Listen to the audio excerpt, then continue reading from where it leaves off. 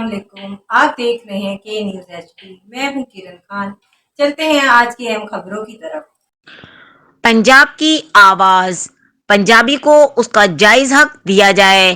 UNESCO نے اپنی اگلی دہائی میں تمام مادری زبانوں کو رائج کرنے کا کہا ہے۔ قصور بٹ کے مشن کو آگے بڑھائیں گے۔ مادری زبان کے عالمی دن کے موقع پر آواز سوسائٹی ساہیوال نے دیگر تنظیموں آرٹس کونسل ساہیوال، پنجاب لوک لہر، لوک سجاگ، جیون سانج کے ساتھ مل کر ایک ریلی کا انعقاد کیا۔ اس موقع کا آواز سوسائٹی کے امتیاز احمد بٹ نے کہا کہ ہم مادری زبان کو اپنا کر ذہنی غلامی سے نجات حاصل کر سکتے ہیں۔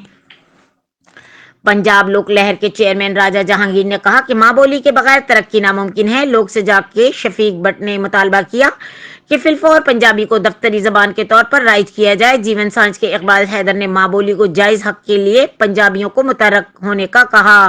پیپلز پارٹی کے ضلعی صدر ذکی چودھری نے اپنی جماعت کی کاوشوں کو بتایا کہ نون لیگی رہنما چودھری ساجد نعیم ہیپی، سابق ڈپٹی میئر نے پنجابی کے لیے کام کرنے کے عزم کا اظہار کیا۔ صدر پرنٹ میڈیا ایسوسی ایشن رانا وحید نے کہا کہ صحافی برادری ماں بولی کے لیے ہمہ وقت کوشاں ہیں۔